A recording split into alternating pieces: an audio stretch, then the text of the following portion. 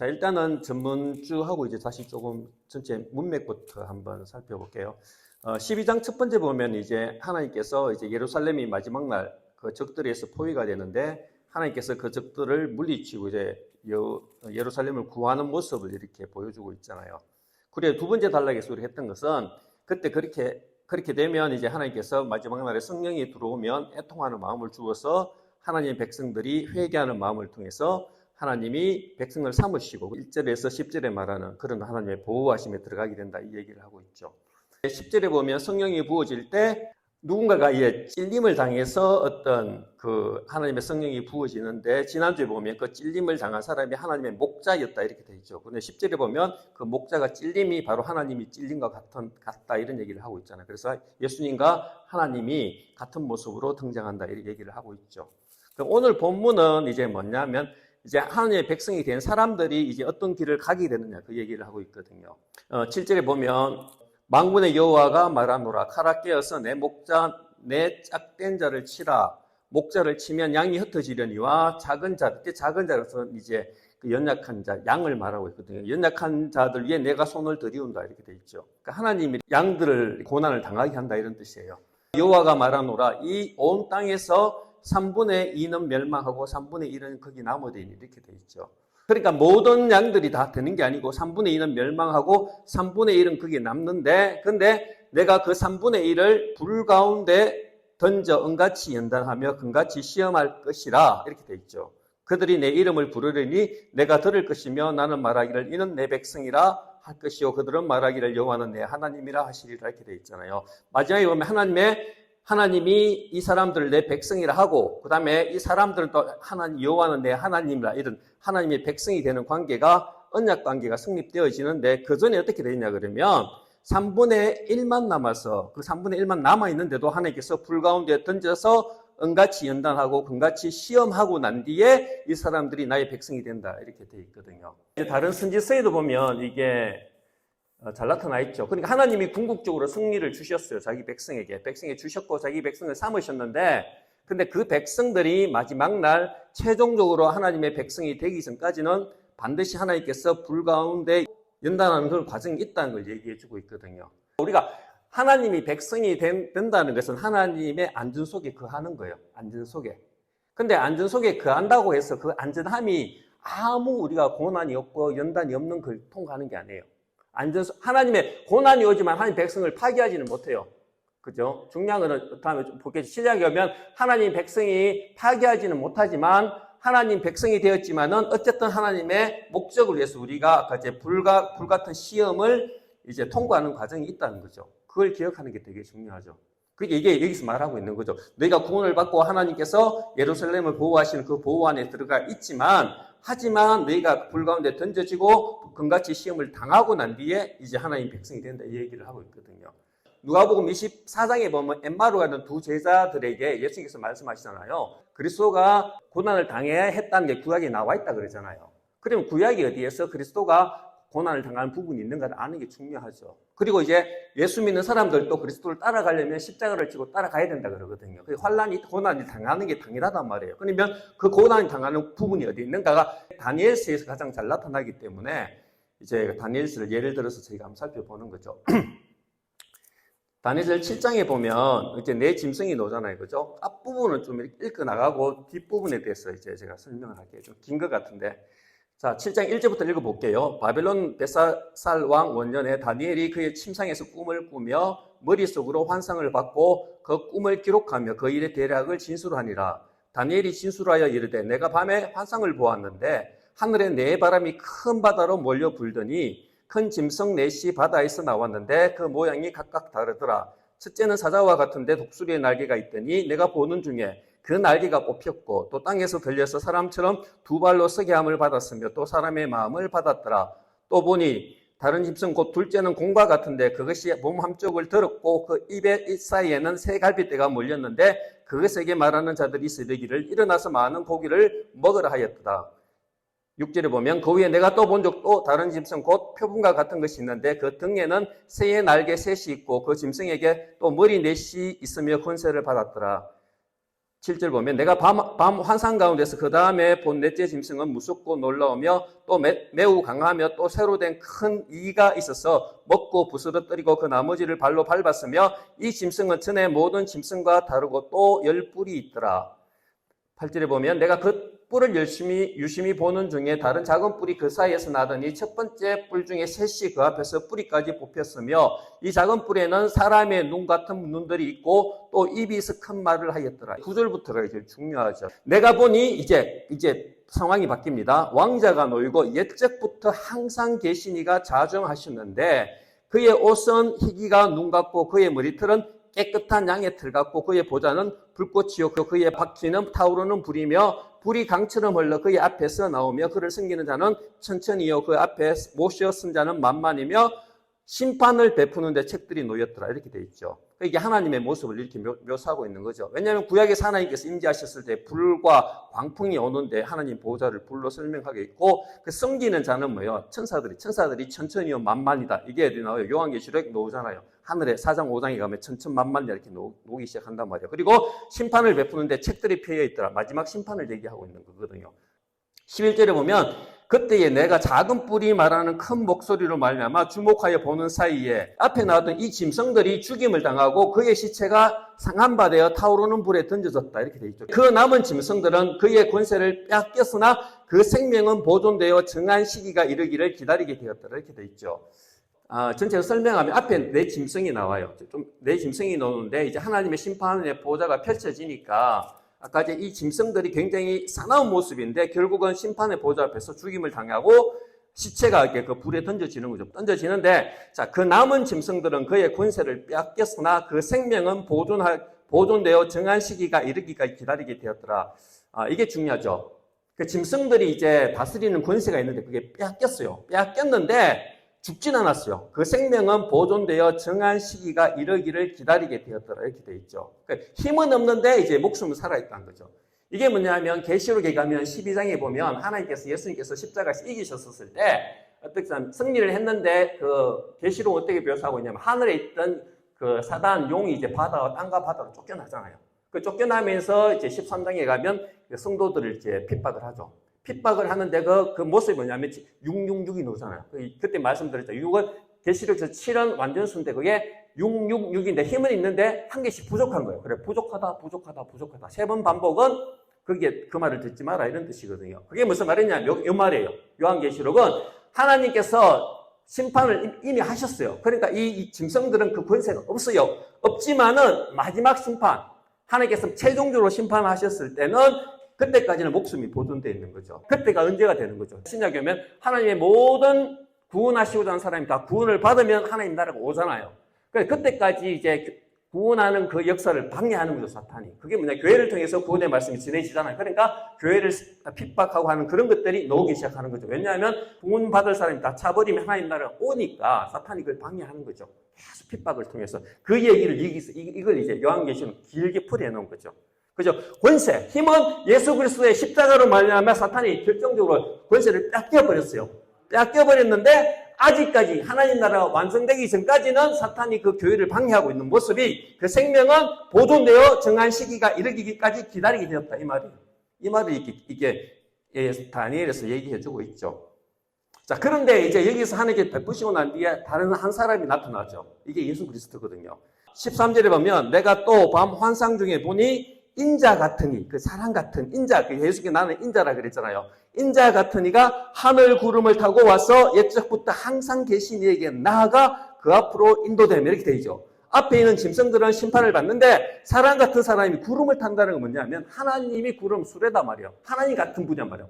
인자 같은데 하나님과 다른 분이 오는데 그분도 하나님처럼 구름 타고 오신다 이 말, 구름을 타고 다니신다 이 말이죠. 하나님과 같은 본질을 가진 사람이 온다 말이죠. 근데 항상 계시니 하나님 앞에 나아가 그 앞에 인도되며 자, 하나님께서 그에게 권세와 영광과 나라를 주고 이렇게 돼 있잖아요. 모든 백성과 나라들과 다른 언어를 말하는 모든 자들이 그를 섬기게 하였으니 이렇게 됐죠. 그의 권세는 소멸되지 아니한 영원한 권세요. 그의 나라는 멸망하지 아니할 것이라 이렇게 되죠. 하나님 나라가 이 인자에게 주어진다는 거죠. 그게 예수께 주어졌다 이 말이지 신약에 보면. 자, 그런데 이렇게 그림을 보고 난 뒤에 애매하잖아요. 그러니까 이제 그 다니엘이 여기에 대해서 설명을 요구하거든요. 이게 무슨 뜻이냐? 근데 설명을 해주고 있죠. 자, 설명이 되게 중요해요. 이게 설명에서 이제 깊은 의미가 들어있거든요. 자, 그 15절에 보면, 나 다니엘이 중심에 근심하며 내 머릿속의 환상이 나를 번민하게 한지라. 헷갈리는 게, 짐승도 많고 뭐 왔다 갔다 하니까 내가 그 곁에 모셨은 자, 이건 누구야? 천사들이죠. 천천만만이 있었잖아요. 그 천사들에게 하나에게 나아가서 이 모든 일의 진상을 물으며 그가 내게 말하며 그 일의 해석을 알려주며 이르되, 이렇게 이제 해석을 해주는 거예요. 자, 그 내 큰 짐승은 세상에서 일어날 내 왕이라 이렇게 되어 있잖아요. 하나님 나라가 아니 세상의 왕국을 상징한다 이런 뜻이죠. 그죠? 자, 그런데 18절부터 이게 반전이 돼요. 지극히 높으신 이의 성도들이 나라를 얻으리니 그 누림이 영원, 일단 누리라는 그 소유예요. 하나님께서 이렇게 그 나라를 주시는데 그 소유가 영원하리라 이렇게 돼 있죠. 자, 그런데 이게 왜 중요하냐 보세요. 14절에 보세요. 14절에 보면 인자 같은 이가 하나님 앞에 가는 거죠. 가는데 하나님께서 그에게 권세와 영광과 나라를 주고 모든 백성과 나라들과 다른 언어를 말하는 모든 자들이 그를 섬기게 하였다 이렇게 돼 있잖아요. 그런데 18절에 보면 지극히 높으신 이의 성도들이 그 나라를 얻으리니 그 소유가 영원하다 이렇게 돼 있죠. 그러니까 이게 뭐를 보셔야 되는 거죠. 인자 같은 이하고 지극히 높으신 이의 성도가 같은 급이에요. 이게 중요한 거예요, 이게. 전번에 이게 말씀드렸잖아요. 구약에 보면 우리가 그랬잖아요. 그 찌른 자가 다른 사람인데 그 사람이 하나님과 동일시 된다 그랬잖아요. 예수 그리스도와 하나님이 다르지만은 똑같은 본질. 그리고 예수 그리스도의 고통이 하나님의 고통이 되는 거죠. 그래서 우리가 예수 그리스도의 성도가 됐을 때 교회의 고통이 예수 그리스도의 고통이 된다 그랬잖아요. 똑같은 거죠. 여기도 보면 하나님이 하나님 나라를 주시는데 그 나라를 처음에는 인자 같은 예수 그리스도의 줘요. 근데 그 다음부터 설명하는데 그 나라를 예수 그리스도 인자로 설명하는 게 아니고 지극히 높으신 이의 성도들이 이렇게 되겠죠. 인자하고 하나님이 모으신 그 성도가 같이 그 나라를 유업으로 받는다는 거죠. 영원히 받는다는 거죠. 자, 그런데 이제 이에 내가 넷째 짐승에 관하여 확실히, 넷째 짐승이 워낙 이렇게 싸나웠으니까 묻는 거죠.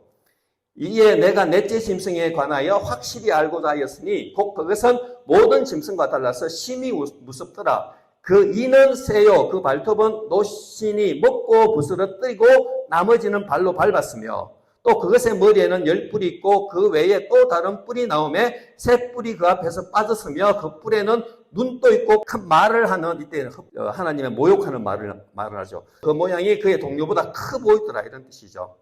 자, 그런데 내가 본즉 이 뿔이, 그죠? 이 뿔은 왕을 말하죠. 그죠? 아까 전에 말했죠. 왕이 성도들과 더불어 싸워 그들을 이겼던 이렇게 되잖아요. 그게 뭐냐면 아까 전에 지극히 성도가 하나님의 나라를 얻었는데 그 성도가 아까 말해 세상에서 날아온 하나님을 대적하는 그 나라와 싸운다는 거죠. 더불어 싸워 어떻게 하냐? 그들을 이겼다. 이게 무슨 말이냐면 아까 전에 세상의 나라가 성도들을 이긴 것처럼 보인 거죠. 그죠? 그날 세상의 나라가 이겼단 말이에요. 그런데 중요한 건 이거예요. 옛적부터 그 항상 계신 하나님이죠. 옛적부터 항상 계신 이가 와서 지극히 높으신 이의 성도들을 위하여 원한을 풀어주셨고, 이게 중요한 거죠. 이게 계시록이 나오잖아요. 이때 원한을 풀어주셨다는 건 뭐냐면 성도들을 위하여 심판을 베풀어 주셨고, 원어는 그래요. 심판을 베풀어 주셨고 때가 이르매 성도들이 나라를 얻었더라 이렇게 돼 있죠. 자, 그러니까 보세요. 아까 전에 보면 18절에 보면 이미 지극히 높으신 이의 성도들이 하나님 예수 그리스도와 더불어서 나라를 얻었고 그 소유가 영원하다고 얘기를 하잖아요. 얘기하고 근데 22절에 보면 하나님께서 오셔가지고 심판을 베푸시면 그 지극히 높으신 이의 성도들이 어떻게 한다? 나라를 다시 한번 얻는다 이렇게 돼 있죠. 근데 그 얻기 전에 뭐예요? 이 세상의 나라들이 아까 말했던 하나님의 백성과 더불어서 싸워서 이겼다 이 말은 뭐냐면 성도들이 고난을 받고 순교까지 한다 이거예요. 그런데 그게 끝이 아니고 22절에 보면 하나님 오셔서 그걸 풀어주시고 다시 한번 얻은 그 나라를 이렇게 영원히 주신다 이렇게 돼 있는 거죠. 그러니까 이게 계시록이 똑같은 거죠. 우리가 예수 그리스도를 믿음으로써 이미 하나님의 그 나라 우리의 소유가 됐어요. 하나님 나라에 들어가게 된 거예요. 근데 아직까지는 언제까지는 하나님께서 예수께서 재림하셨을 때에 완전히 되는 거죠. 중요한 거는 예수님께서 재림하셨을 때는 모든 원수를 밟으시잖아요. 사탄도 없고. 그러니까 그때는 뭐예요? 에덴보다 더 좋은 거죠. 에덴은 좋았지만은 사탄이 사람을 유혹할 수 있었잖아요. 근데 계시록 22장에 들어가면 21장에 들어가면 새 예루살렘 있잖아요. 성문이 열렸지만은 아무도 못 들어와요. 거기는 오직 거룩한, 그랬잖아요. 제가 그때 새 예루살렘을 했었을 때 지성소가 되잖아요. 지성소가 되면 뭐 더 완전한 그 나라가 오는 거죠. 그게 말해주고 있거든요. 그런데 그 나라가 오기 전까지는 아까 말했지만 사탄의 세력들이 그 나라가 오는 걸 방해하기 위해서 계속적으로, 왜냐면 그때 되면 자기가 레이크 같이 불못에 던져져 버리잖아요. 완전히 죽잖아요. 그러니까 그걸 방해하기 위해서 계속 방해를 하는 거죠. 그런데 그 방해를 할 때 보면 교회가 핍박을 당하고 순교를 당하고 하면서 계속 환난을 당하는 거죠. 그러니까 이 말이 21절이에요. 그들이 이 뿌리 성도들과 더불어 싸워서 성도들을 이겼다, 이렇게 되는 거죠. 북복이 이겼는데, 그랬는데 마지막에 하나님께서 때가 되시 오시면 어떻게 한다? 이 성도들이 아까 제가 말했던 그 나라를 얻는다. 그게 새 예루살렘을 말하고 있는 거죠. 그러니까 우리가 예수 그리스도를 믿으면 아까 말했지만 영원한 나라에 들어가게 되죠. 그리고 나중에 우리가 또 이렇게 영원한 나라에 들어가죠. 죽지만 우리는 어떻게 부활을 해요? 부활. 생명의 부활 일어나잖아요. 그러니까 영원한 그 나라는 우리 변함이 없는 거죠. 하지만 그 나라에 들어가기 전에 말씀 때문에 환난해서 우리가 순교까지 가는 그런 어떤 과정을 거칠 수 있다는 거죠. 그걸 알아야 되는 거죠. 복음 때문에. 이게 성경에서 말해주고 있는 거죠. 그래서 밑에 또 한 번 더 설명해. 이게 요약을 딱 해놨어요.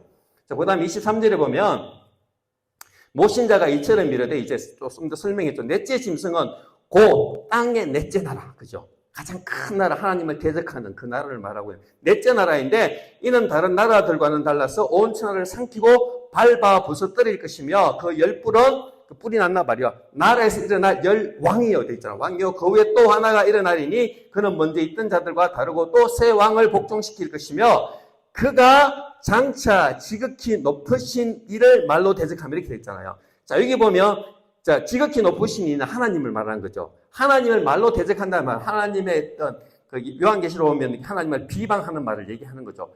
말로 대적하며 또 지극히 높으신 이의 성도들을 괴롭게 할 것이다. 이렇게 되어 있죠. 여기 재밌죠? 여기 보면 하나님과 하나님의 성도들이 같이 나와요. 그죠? 하나님을 비방하고 두 번째는 뭐냐면 지극히 높은 성도들, 그 성도들을 괴롭게 한다. 이렇게 되어 있죠. 그렇게 하나님과 성도가 같이 고난을 받는 거죠. 그러니까 똑같잖아요. 우리가 고난을 받을 때 예수 그리스도가 우리 고난을 같이 합한다는 거죠. 그 얘기에 똑같이 나오는 거죠. 똑같이 나오는 거죠. 얘들이 하는 게. 그러니까 또 때와 법을 고치고자 할 것이며 성도들은 그의 손에 붙임받아요. 아까 손에 넘겨진단 말이에요. 넘겨져서 한 때, 두 때와 반 때를 지내다. 이게 중요한 거죠. 이게 한 때, 두 때, 반 때가 요한계시록에 나오잖아요. 이게 뭐예요? 1 더하기 2 더하기 반은 3.5잖아요. 3.5는 뭐예요? 7이 완전 수면 3.5는 반이잖아요. 그러니까 이게 뭐냐면 성도들이 고난을 받는데 영원한 게 아니고 잠시 동안 고난을 받는 거예요. 잠시 동안. 고난이 오지만 그건 잠시라고 얘기하거든요. 그러나 심판이 시작되면, 그죠? 그 심판이 시작되면 그 짐승이 권세를 빼앗기고 완전히 멸망할 것이다, 이거죠. 아까 어떻게 12절에 어떻게 했어요? 이 12절에 보면 그 남은 짐승들은 그의 권세를 빼앗겼으나 그 생명은 보존되어 정한 시기가 이르기까지 계속 이제 남아있단 말이에요. 그런데 최종적으로 오게 되면 26절에 오게 되면 성도들이 고난을 당하고 하나님 나라가 오게 되면 최종적인 심판이 시작되면 아까 그 짐승은 권세를 빼앗기고 이제는 어때서 생명이 보존되어 기다리는 것이 아니고 완전히 멸망할 것이라 했겠죠. 요한계시록 20장에 불못에 던져지는 거예요. 이 얘기를 하고 있죠. 자, 그리고 난 뒤에 27절에 보면 나라와 권세와 온 천하들의 윗세가 지극히 높은 이의 거룩한 백성에게 이렇게 되어 있죠. 이게 중요한 거 보세요. 하나님 주신 아까 그 나라와 권세와 온 천하 나라들의 윗세가 지극히 높은 하나님께 가는데 그 대신에 지극히 높은 이의 거룩한 백성에게 붙임 바 대리인이 이렇게 되어 있죠. 그러니까 여러분들 아실 때 하나님과 백성을 같이 동급해요. 하나님께 가는데 그 영광이 우리에게 다시 온다는 거예요. 똑같이. 그러니까 하나님의 백성들은 하나님께서 고난을 당하셨던 그 예수 그리스도의 고난에 참여도 하게 되지만은 영광에도 같이 참여하는 거죠. 그 백성에게 붙임 바 대리니 그의 나라. 그죠? 이때 그의 나라는 거죠. 우리의 주는 그 하나님의 나라는 영원한 나라. 그죠? 영원한, 아까 제 한때, 두때, 반때 만에 망하는 그 나라는 아니고 영원한 나라이라. 모든 권세 있는 자들이 그를 섬기며 복종하리라. 이렇게 돼 있죠. 이게 이제 다니엘에서 말해주고 있는 거죠. 이게 계시록에는 이제 12장부터 쫙 길게 쫙 얘기해주고 있는 거죠. 그러니까 그 당시 하는 거 육룡이라는 짐승의 표 하면서 그 농에 이 짐승이거든요. 왜냐하면 짐승은 딴 게 아니고 다니엘에서 말한 짐승은 아까 세상 나라라 그랬잖아요. 그러니까 하나님을 대적하는 그 세상 나라들이 아무리 고난이 오더라도 거기에 넘어가지 마라. 그리고 그 나라가 영원하지 않다를 666 이렇게 얘기하고 있는 거죠. 한때 둘 때 반때도 나오고. 그러니까 이제 구약에서 예수님께서 엠마오로 가면서 얘기를 했잖아요. 인자가 와서 고난을 받고 살아나야 된다. 그 얘기를 했다 하는데 그 중에 이제 대표적인 본문이 몇 개가 있을 수 있는데 이게 그 다니엘서가 짧지만은 잘 설명해 주고 있는 거죠. 그리고 두 번째 중요한 건 뭐냐면 다니엘서가 중요한 거는 이 하나님이 받는 그리고 예수 그리스도가 받는 그 나라하고 우리가 받는 그 나라 같은 거죠. 같긴 해 성도들이 하나님이 백성이 되었다는 것은 하나님께 속한 모든 게 우리께 되는 거죠. 우리께 되고 또 예수님께서 하시는 그게 다 우리께 되는 거죠. 그러니까 엄청난 이게 하나님 나라를 우리가 이걸 바울은 우리를 유산으로 받았다 이렇게 하는 거죠. 유업으로 받았다. 그러니까 유업이란 뭐냐면 유산이거든요. 유산은 누가 받아요? 아들이 받거든요. 아들. 그러니까 우리가 예수님이 큰 아들이에요. 큰 아들. 근데 우리는 아들들인데 사도 바울은 이거 구별해서 어떻게 하냐면 양자라 얘기야. 양자. 그게 왜 구별한다 하면 아들은 아들이에요. 우리도. 하지만 예수님과 구별되는 아들이잖아요. 하지만 예수님하고 차별이 있는 게 아니에요. 예수님께서 그 나라를 받고 다스리기 시작할 때 우리도 그 나라에 참여를 하는 거죠. 그리고 예수님께서 고난의 십자가를 지셨기 때문에 자기의 따라온 자도 십자가를 지고 따라오라 하는 거죠. 근데 예수님의 십자가 끝이 아니잖아요. 거기에 부활을 하셨잖아요. 그러니까 너희도 부활한다는 거예요. 예수님과 똑같이. 그게 더 영광스러운 모습으로 부활한다는 점. 그게 이제 요한계시록 1장에 가면 7교회에게 보여줬을 때 초대 사이에서 하나님께서 예수님께서 자기를 했을 때 나는 한때 죽었지만 부활했다. 그 얘기를 하거든요. 그 말이 왜 하겠어요? 너희도 부활한다는 거예요. 그래 아까 말했잖아요. 너희가 고난을 받고 우리가 넘겨지지만 마지막 그분이 오시면 다 일어선다는 거죠.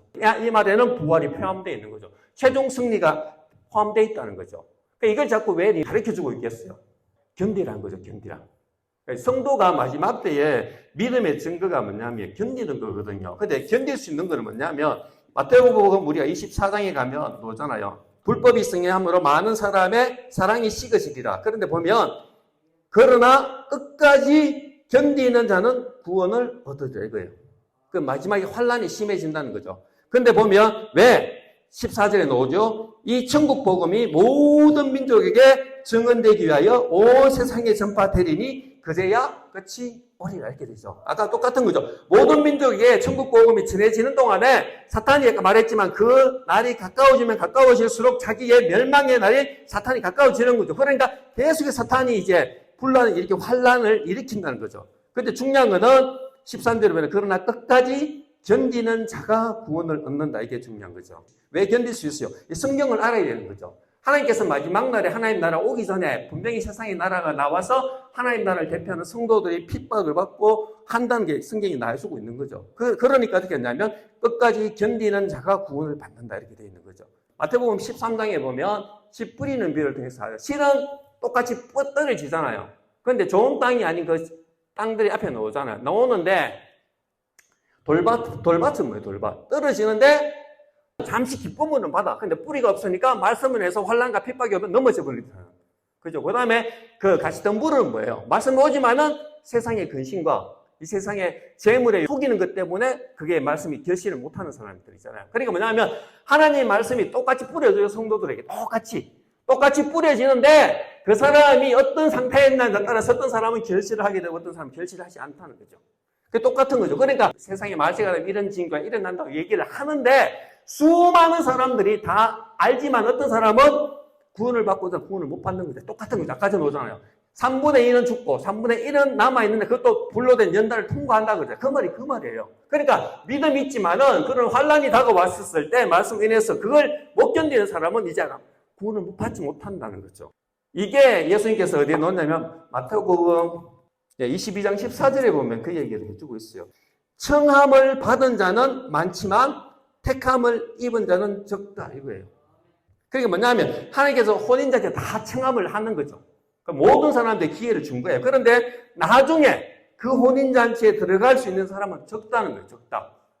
이게 아까 제가 서가랴에서 말하는 게 그거죠. 3분의 2는 죽고 3분의 1만 남아있는데 그래서 연단을 통해 그 연단이 뭐냐면 마지막에 올 하나님 말씀 때문에 올 그 시험이 있다는 거죠. 그런데 그걸 통과하는 사람들이 하나님 백성이 된다고 얘기하고 있잖아요. 그게 이 말이에요. 이 말. 24장에 보면 마지막 날이 되면 수많은 일이 일어나는데 천국 복음이 모든 민족이 가기까지. 근데 끝까지 견디는 자가 구원을 얻는다. 이렇게 되어 있는 거죠. 계시록 13장 6절부터 제가 읽어볼게요. 그 다니엘서 똑같아요. 짐승이 입을 벌려 하나님을 향하여 비방하되 그의 이름과 그의 장막 이렇게 되어 있죠. 하나님의 이름, 그의 장막인데 장막이 누구냐면 곧 하늘에 사는 자를 비방하더라 이렇게 되어 있거든요. 그런데 여기서 하늘에 사는 자는 뭐냐면 하나님의 성도예요. 똑같이 하나님을 비방하는 거나 하나님의 성도를 비방하는 똑같다 이 말이에요. 또 짐승들이 또 권세를 받아 성도들과 싸워 이기게 되고 그죠? 각 족속과 백성과 방언과 나라를 다스리는 권세를 짐승들이 받으니 이겠죠. 8절에 보면 죽임을 당한 어린 양의 생명책의 상세 이후로 이름이 기록되지 못하고 이 땅에 사는 자들은 다 그 짐승에게 경배하다 이렇게 되는 거죠. 환란이 오는 거예요. 환란이 오는데 겉으로는 교회 다니는 것처럼 보이는데 어려워지니까 자기들이 자꾸 이렇게 고난을 당하니까 사람들이 짐승에게 경배하는데 누가 경배하느냐 그러면 죽임을 당한 어린 양의 생명책의 창세 이후로 이름이 기록되지 못한 사람 이렇게 되어 있죠. 그러니까 교회는 다니는데 이런 환란이 돌아왔었을 때 환란을 이기지 못한 사람들 실제로는 구원받지 못한 사람들이라는 거죠. 그러니까 구절을 보면 누구든지 기가 있거든 들을지어다 사로잡힐 자는 사로잡혀 갈 것이요 칼에 죽을 자는 마땅히 칼에 죽을 것이니 중요한 건 뭐예요? 그때가 그렇게 된다는 거예요. 그런데 성도들의 인내와 믿음이 여기에 있는 이렇게 되죠. 마지막 날에 그러니까 하나님의 백성 중에서 인내하고 믿음이 있는 사람이 여기에 있다 이렇게 하는 거죠. 환란이 다가왔었을 때 이렇게 검증이 된다는 거죠. 검증. 재림때를 얘기하면서 이제 얘기를 해주고 있는데 이 메시지가 아까 말했던 다니엘서 7장에 있던 메시지와 동일한 메시지예요. 그러니까 그 메시지가 똑같은데 지금 요한계시록 이제 12장, 11장 그거는 이제 다니엘 7장에 대해서 자세하게 이제 그림을 더 선명하게 그려놓고 설명해주고 있고 이 메시지가 아까 말했던 마태복음 24장 했던 메시지 다른 메시지가 아니에요. 똑같은 메시지잖아요. 인내까지 해라. 그래서 요한계시록 해석하는데 말씀드렸지만은 다른 책에서 말하는 그런 어떤 종말 사상과 어긋나게 이상하게 해석하는 거는 잘못된 해석이라고 그랬잖아요. 왜냐하면 하나님께서 똑같은 말을 다른 그림으로 얘기했는데 메시지는 동일하단 말이에요. 근데 요한계시록을 잘못 해석하는 사람들은 이걸 아주 특별하게 해석해가지고 다른 책하고 완전 동떨어지게 해석을 하거든요. 그건 아니죠. 그러니까 똑같은 아까 상황인데 그 상황에 맞게 메시지는 동일한데 말을 다르게 하는 거죠. 말을 여기서 아까 다니엘 7장과 아까 이제 마태복음 24장과 요한계시록 똑같은 말이에요. 끝까지 인내해라. 그때 온다는 거죠. 끝까지 인내하면 하나님 나라에 들어가게 된다. 그리고 마태복음 아까 이제 하는 말이 뭐예요? 청함을 받은 사람은 많지만은 택함을 받은 사람은 적다. 복음의 기회는 누가 가요. 그런데 중요한 거는 그 복음을 통해서 자기가 잡고 말씀을 이렇게 하는 사람은 드물다는 거죠. 아까 말씀드렸지만 환난과 핍박이 왔을 때 그걸 견디고 넘어가는 사람이 너무 없다는 거죠. 그런데 이제 성경은 환난과 핍박이 있다는 걸 알고 하지만 그때를 알면서 너희가 그때를 잘 견뎌내라. 이게 얘기를 해주고 있는 거죠. 제가 오늘 베드로 전서를 보면서 되게 은혜를 많이 받았거든요. 근데 하나님께서 이제 그런 환난과 핍박이 들어오지만은 그 환난과 핍박의 목적이 있잖아요. 목적. 그러니까 목적이 이제 베드로 전서에 보면 어떻게 나오냐 그러면 고린도 후서부터 한번 볼까요? 우리가 그때 우리 고난이 올 때 이게 사도 바울이 이렇게 얘기하잖아요. 자, 고린도서 4장 16절을 보면 그러므로 우리가 낙심하지 아니하노니 우리의 그 사람은 낡아지나 우리의 속 사람은 날로 새로워지도다. 우리가 잠시 받는 환난에 경한 것이 그죠. 중요한 것은 근데 환난이 오는데 사도 바울이 잠시 받는다. 아까 전에 한때, 두때, 반때예요. 질이 아니에요. 영원한 거. 하나님 나라는 영원한데 거기에 비하면 얘는 없는 거지. 잠시 받는 환난에 경하다 그래. 경하다. 가볍다 말이야. 가볍다. 가벼운 것이 지극히 크고 영원한. 그죠. 영원한. 잠시가 영원한 지극히 큰 영광의 중요한 것을 우리에게 이루게 한다. 이렇게 돼 있죠. 하나님이 환난을 주는데 그 환난 우리를 육체적으로 괴롭고 심적으로 괴롭지만은 근데 그 환난이 그냥 지나가는 게 아니고 그 힘든 걸 통해서 우리 속에 뭐냐면 크고 영원한 중요한 것을 이룬다는 거죠. 하나님께서 더 큰 일을 하고 계신다는 거죠. 그러니까 18절에 보면 우리가 주목하는 것은 보이는 것이 아니요. 그저 보이지 않는 것이니 보이는 것은 잠깐이요. 보이지 않는 것은 영원합니다. 이렇게 되어 있죠. 그러니까 하나님은 영원을 이루시는데 그 눈에 보이지 않는 거예요. 보이지 않지만 그 환난을 통해서 우리 속에 이루신다는 거죠. 그 이 보면 사도 바울도 잠시 이렇게 돼 있잖아요. 똑같은 메시지죠. 한때, 두때, 반때, 1260일 계속 그렇게 얘기하는 거죠. 그런데 이게 베드로도 똑같이 얘기하고 있어요. 베드로전서 1장 5절부터 한번 볼게요. 자, 너희는 말세에 나타나기로 예비하신 구원을 얻기 위하여 믿음으로 말미암아 하나님의 능력으로 보호하심을 받는다. 이게 중요해요. 일단 우리가 하나님을 믿는 순간에 우리는 하나님의 능력으로 보호하심이 들어가요. 그러니까 환란이 우리를 파괴하는 게 아니에요. 이걸 아셔야 돼요. 아까 똑같잖아요. 스가랴 12장에 들어가면 하나님께서 이스라엘 예루살렘을 보호하고 계시잖아요. 그 보호 속에 들어가 있는 거죠. 그러니까 뭐냐면 믿음으로 말미암아 하나님의 능력으로 보호하심을 이미 받은 거예요. 받았는데 그러므로 근데 받았지만은 우리가 환란 때문에 무너지는 게 아니에요. 무너지게 아니고 그러면 환란은 왜 오느냐? 6절. 그러므로 너희가 이제 여러 가지 시험으로 말미암아 또 중요한 건 뭐예요? 베드로도 잠깐 근심하게 되지 않을 수 없으나 오히려 크게 기뻐하는다. 왜?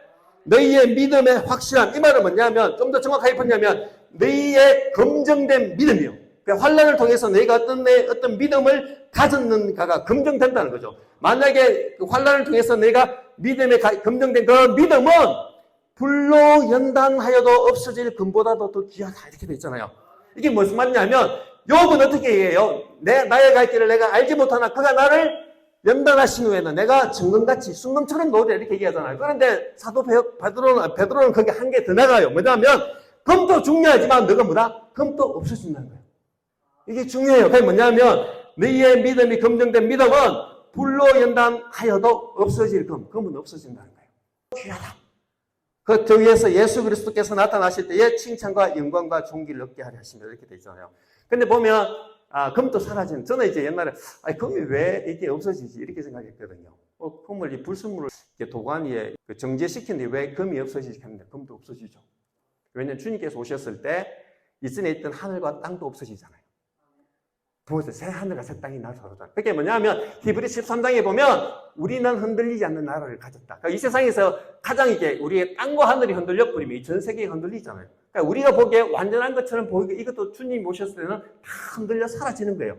그렇다면 그 안에 금은 뭐예요? 금은 말할 것도 없죠. 금은 이 세상 크지 않잖아요. 그러니까 이게 금도 보면 영원하지 않는 거예요. 그런데 중요한 건 뭐냐면 믿음이 확실히 믿음이 영원한 거예요. 믿음이 우리 가지는 믿음이 흔들리지 않는, 하나님 앞에 섰을 때 흔들리지 않는 게 그 믿음이 아까 되냐면 환란과 시험을 통해서 하나님께서 우리 속에서 빚을 낸다는 거죠. 그래서 빚을 내면 그 환란이 그냥 환란을 그치는 게 아니고 주님께서 나타나실 때에 실제로 보면 칭찬과 영광과 존귀를 얻게 하려 하십니다. 이렇게 되어 있잖아요.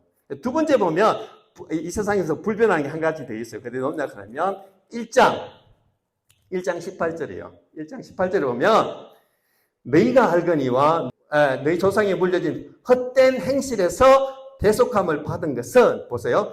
은이나 금같이 없어질 것으로 된 것이 아니다. 여기 보세요. 은도 금도 다 없어진다는 거죠. 영원하지 않다는 거예요. 그런데 오직 흠없고 점없는 어린 양 같은 그리스도의 보배로운 피로 된 것이다. 이렇게 돼 있죠. 예. 그리스도의 피가 영원하다는 거예요. 영원. 세 번째 문장, 세 번째를 보면 23절에 한번 볼게요.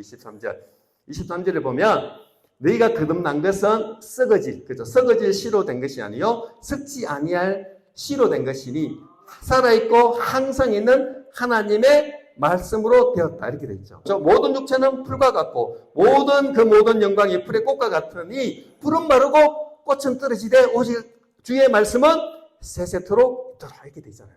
하나님의 말씀이 영원히 있는 거죠. 영원히 있는 게 믿음이고 하나님의 말씀이 그리스도의 피인 거예요.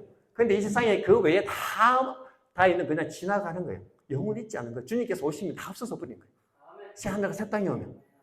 그 중에 우리가 하나님 앞에 섰을 때 영원히 있을 수 있는 그게 뭐냐? 믿음. 근데 그 믿음 어떻게 하는데 하나님께서 경한 환란을 통해서 내가 보기에는 그 환란이 오래가고 영원하게 보이지만은 사도 바울은 어떻게 했냐? 사도 바울과 베드로는 그게 잠시 경하다. 그걸 통해서 내 속에 있는 게 하나님 앞에 검증된 믿음이 영원하게 같이 있다는 거죠. 이게 중요한 거죠. 그리고 난 뒤에 베드로가 또 이런 말을 하잖아요. 그죠? 4장 12절에 어떻게 말하냐면 사랑하는 자들아 너희를 연단이죠. 우리를 파괴하는 게 아니에요. 우리가 구원받았을 때 하나님의 영원한 보호 속에 들어간 거죠. 아까 전에 말했지만 환란과 시험은 우리를 단련하는 거죠. 단련하려고는 불시험을 이상한 일 당하는 것 같이 이상히 여기지 말고 오직 너희가 그리스도의 고난에 참여하는 것으로 즐거워하라. 이는 그의 영광, 예수님께서 나타나실 때에 너희로 즐거워하고 기뻐하게 하려 함이라. 이렇게 되는 거죠. 그래서 이제 이걸 히브리서 12장 11절에 넣어서 11절.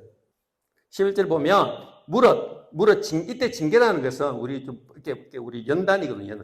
디스플린은. 비록 징계가 당시에는 즐거워 보이지 않고 슬퍼 보인다. 이게 현실이죠. 우리가 이렇게 환난을 당하고 어려움을 당하고 그 즐거워 보이는 사람이 없잖아요. 무릇 그 징계가 당시에는 즐거워 보이지 않고 슬퍼 보이나 후에 이로 말미암아 연단 받은 자들은 의와 평강의 열매를 맺는다. 이렇게 되어 있죠. 예. 그리고 난 뒤에 12장 2절에 이렇게 나와요. 12장 2절에 볼까요? 믿음의 주여 온전하게 하시는 이 예수를 바라보자. 왜? 예수님도 그 앞에 있는 기쁨을 위하여 십자가 환난을 참으사 부끄러움을 개의치 아니하시더니 하나님의 보좌 우편에 앉으셨느니라. 그러므로 너희가 피곤하여 낙심하지 않기 위하여 죄인들이 이같이 자기에게 거역한 일을 참으신 일을 생각하라. 이렇게 된 거죠. 중요한 거는 그런 거죠. 우리가 예수 그리스도께서도 십자가를 참았기 때문에 하나님 우편에 계시잖아요. 우리도 뭐냐면 이 환난을 통해서 통과되어지면 하나님 앞에서 영광과 찬송이 되고 예수 그리스도와 함께 다니엘 7장에 말했던 그 지금도 이미 우리가 다스리고 있지만은 영원히 다스림 속에 간다는 거죠.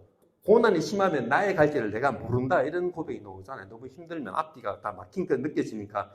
그런데 이제 그때 제가 이게 이사야 55장 이제 8절을 되게 좋아했죠. 어떤 말씀이냐면 한번 읽어볼게요. 어려울 때 이는 그죠? 내가 생각하기 어렵지만 이는 내 생각이 너희의 생각과 다르며 내 길은 너희의 길과 다릅니다. 이게 중요한 거죠.